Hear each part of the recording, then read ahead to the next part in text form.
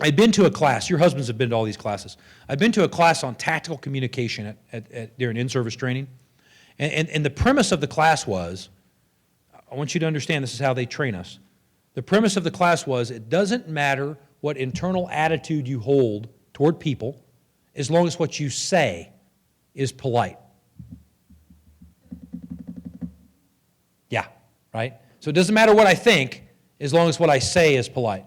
So this is the premise of the training. And we worked this tactical communication model during the in-service training. We practiced it on each other, and it was pretty cool. Like it was working, right? And I thought, this is pretty amazing stuff. Like I wish I would have had this, 15 years ago. Well, so I leave the training, and I go to my son's high school. Now, my son, Christopher, at the time is 15 years old. Kind of a difficult age sometimes, right?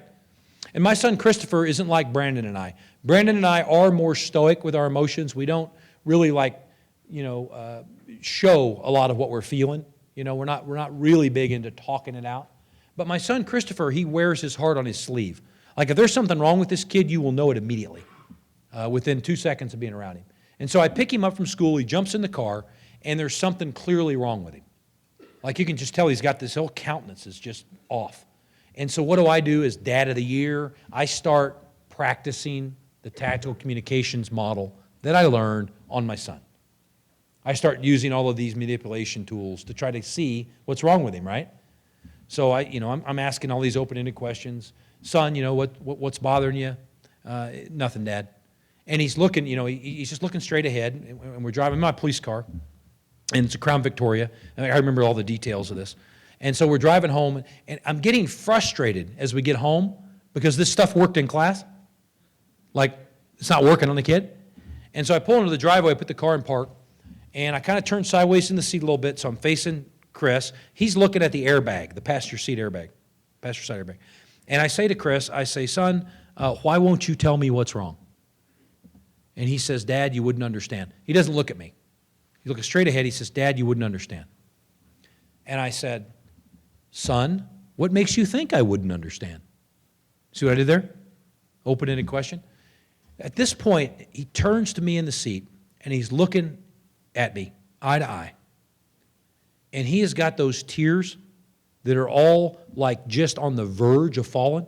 Like they're just right there, like at any moment. Once one falls, it's going to be this torrent of tears. And he's looking at me through these tear-filled eyes, and he looks me right in the eye, and he says, because you're a robot, Dad. And he gets out of the car, and he goes inside. And in this moment, right, so here I am, I'm in my inward mindset, I'm just, I'm trying to look like a good dad, right? Was he responding to the dad I was trying to be, or was he responding to who I really was? Yeah, he was responding to who I really was, right? That was his description of who I really was. And it just kind of broke my heart in that moment. It was kind of what I needed, right, in a way. It hurt bad, but it was what I needed. And I sat there in a moment, I thought, I've tried my whole life to be different than my dad. I never laid my hands on my kids. I never left them homeless or abused, right? I never left them in children's homes or left the police to take care of them. I gave them a beautiful house. I feed them, I clothe them. I've tried my whole life to be so much different than my dad. In that moment, I sit there and I realized, because of my inward mindset, I was just like my dad. I was abusing them just like my dad, only in a totally different way. Do you see that? I had no relationship with my son, and it crushed me. And it was one of the things that helped me start to shift. I thought in the moment I was giving my son what he needed from me, right? So if you look at the diagram, it'd be like, I'm literally in the box, but I'm doing good things. What have I haven't done in that diagram? What is not in that diagram that exists in the outward mindset diagram? It's what other people need. I'm not alive to what he needed from me as a dad. I'm not alive to what people need in that scenario. So that's a heavy story, but I want to share with you we'll jump out of that before you start crying, Ember. I'm not trying to make you go there, all right? SWAT guys don't do that, but I assume you might. All right. Again, I'm going to end with this example of Sam. See people, adjust efforts, measure impact. I'm going to end with this example. I am constantly, and Shelley prompts me to do this, to practice again. to practice these things. I'm not the kind of person who can just absorb this stuff and then automatically I'm into this way of being, and it's not like that for me. It's a lot of work. And so she tries to help me find opportunities to practice this. So going back to our example of the cashier, I'm in Target the other day, a conversation with Shelley about this very thing. And I'm in Target the other day, and I'm standing in line behind a lady who's got a ton of coupons. Like, she's got a ton of these things. And she's working through them and getting, I think, like, at the end of the day, she's going to be one of those people that literally saves more than she spends. Like, that literally happens, right? So she's doing all that. So I'm in the line, and I've got probably about 10 items, but I don't have, there's nothing for me to do. I don't want to, I'm a cop, so I don't want to be looking down at my phone. I don't want to be, reading about Brad and Angelina getting back together. That's happening, by the way. If you didn't know, that's happening. That's on. I'm convinced they were never apart. It was all like a, what do we do to get attention type thing. Yeah. Brad says Missouri too, by the way. He's from Springfield, if you didn't know that. Just north of Ozark. Barely. So I'm in line. I don't want to read about that stuff, and I want to look at my phone. And so I think to myself, how can I operationalize the SAM pattern in this line? So, see people. I look at the cashier. Her name's Megan. And I look at the cashier, Megan, and I say, I just had a name tag. I didn't know that.